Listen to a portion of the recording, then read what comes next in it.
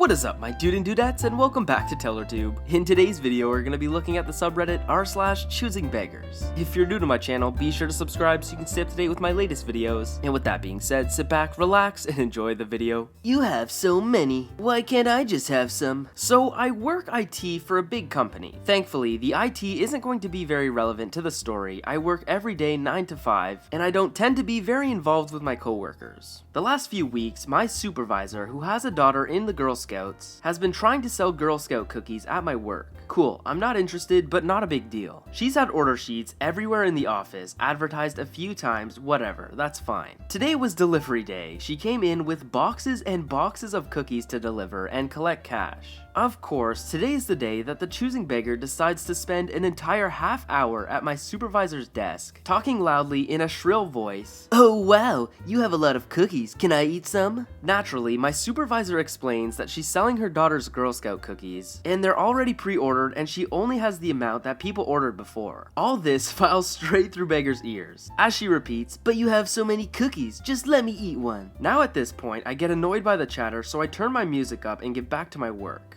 Unfortunately, that piece didn't even last a single song before the high-pitched train whistle of her voice screams through the office. It's not fair. You have so many cookies and you won't even let me eat one. Bless my supervisor for being able to keep her calm, just telling the beggar that it wouldn't then be fair for the people who pre-ordered cookies for them to not get their cookies. This exchange continued for a few more tries before the beggar stomped away without any cookies. As she leaves, I just hear my supervisor sigh and mutter under her breath, Jesus Christ, Karen, how do you not understand the idea of a sale? You literally work in the marketing and sales department. I don't care if they order them, you have so many, just give me one. Choosing beggar. I shouldn't have to pay the restaurant bill because my kid doesn't like the food. So my dad owns a restaurant in New Delhi and has dealt with his share of entitled idiots. This happened about a year ago. A woman came in with her kid and ordered garlic naan and mutton rogan josh for both of them. Naan is a kind of bread and this combination is amazing. You should definitely try it. They ate, and when it came time to pay the bill, the woman demanded to speak to the manager. My dad, who is both the head chef and the manager, stepped out and asked what was wrong. Karen told my dad that she and her child were dissatisfied with the quality of the food and then went on to describe the flaws in the restaurant's cooking techniques at great length. Most of the things she commented on don't even apply to mutton rogan josh. It was obvious to my dad that she didn't know how to cook, and as she spoke, he just struggled to suppress his laughter, as did the waiter. At brief intervals, her brat would throw in his 2 cents about how awful the food was, even though both of their plates were empty. When she was finally done, he asked if she had a point. Yes, I do, she replied indignantly. If we're not satisfied with the product you're selling, we really shouldn't have to pay for it. This time, my dad failed to contain his laughter. Some of the other customers who had been listening joined him. Finally, he caught his breath and told her she was insane. He asked if she and her brat didn't like the food, why on earth had they eaten all of it? And regardless of whether they liked it or not, she was going to pay or face legal consequences. Karen shot back with this baloney. We ate the food because we believe wasting food is bad. But if we had to force ourselves to eat it because it was so bad, then we shouldn't have to pay. I mean, what if we get sick? My dad once again told her that she was insane and he was completely done with her nonsense. She was going to pay whether she liked the food or not. After some more back and forth, a few attempts by other patrons to try and talk some sense into her, she finally paid the bill and left. The waiter later told my dad that they were quite rude to him as well. I can't remember if she tipped the waiter or not, but I doubt it.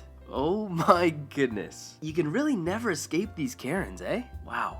Friend doesn't want to go to food distribution programs. As a side note, I volunteer for a non-profit private company that deals with food drives, food pantries, and other food assistant programs. Typically, I get sent everywhere depending on the county to help out. We partner with churches, schools, and other non-profits to help people get the food their household needs. I met up with a couple of my friends, one particular, who we'll call Frank, started to rant about his roommate eating all of his food. His roommate and him have an open rule about food. They mostly share since they're all struggling financially. So Frank starts to rant about how he's struggling with money and barely has food left until his next paycheck. His girlfriend was out of town and he tends to show off when she's here. So him saying he was flat broke was a first. Note that Frank was the one who invited all of us out, meaning he literally had a crap ton of food around him that he ordered for himself while also complaining about not having food. So I tell him I'll help him and his roommate.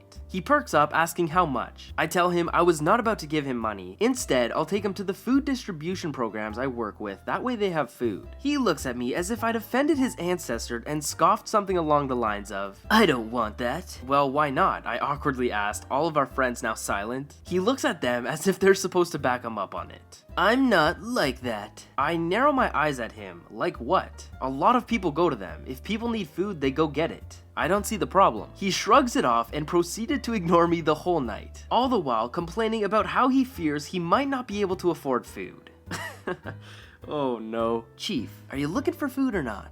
"I want your desk chair delivered." Couple of years ago, I was trying to get rid of a leather desk chair. It was in good order but too large and in the way, and I was trying to get rid of it fast, so I offered it on a local site with the offer to drop it off, if it was anywhere close. 30 minutes later, I get a message. It went something like this: "Hey man, I really need that chair. Could you deliver it to my house?" Depends on the address, and if you're not there, you lose the chair. Choosing Beggar posts the address. Sure, that's less than a mile from here. I'm off next Friday or during the weekend. Tell me when and I'll drop it off. "Can you drop it off tomorrow morning?" Today was Sunday evening. "Sorry, I have to work then." "Oh man, do I really have to wait until Friday?" This is where I thought I wasn't going to give another inch for a free chair with free delivery. You want it fast, you give me an incentive rather than complaints. Yup, just tell me the time and I'll be there. No messages for 2 days. I put other offers on hold and put the ad on reserve too. Choosing Beggar: "Is Friday 9 a.m. an option?" "That's a pretty bad time, but I can do it for you." "That's great, man. I'll be home between 8:30 and 9:30, so no need to be precise." Okay then, I'll be there around 9:15 tops. Had to drop off the kid at school. Friday arrives, I get there at 9 a.m. spot on because traffic was light. I ring his doorbell, wait 5 minutes, ring again, try to call him for 5 minutes, ring again, and decide I've wasted enough of my time. Later that evening, Choosing Beggar: "Yeah, so I was home all day, but you never showed. Can you deliver this evening?" "No can do. You weren't home when I got there, and I tried to call you as well as ring the doorbell for 15 minutes. You didn't pick up or do anything at all to make this work." "Sorry about that, man, but I really need that chair." "Well, good luck finding another because this one is already gone." I searched the guy's address during the day too. The first hit on Google was a secondhand furniture dealer. He was offering my chair on his website for 50 euros. The one who actually got the chair was very sincere about not needing the delivery and was fairly insistent on walking to my home. Only when I told her the wheels would be damaged, hard plastic on asphalt/rocky roads is not a good combo, made her pause, but she still wasn't happy. I told her if she was home, I'd drop it off because it really was in the way at home and still in the car because another guy didn't meet the deal. She asked for 3 p.m. because her daughter would surely be home and she would be otherwise. The girl was absolutely thrilled and profusely thanked me for it. I went home all warm and fuzzy. "Well, do you think you can maybe drop it off tomorrow?" "Nope. Boss wants me to continue working at 250 euros an hour. Yikes. I'm 21, been doing an unpaid internship in marketing for a small startup. I say startup, but it's been around for a few years, simply because I've never had office work in this country before and foreign students like me really need experience to find employment.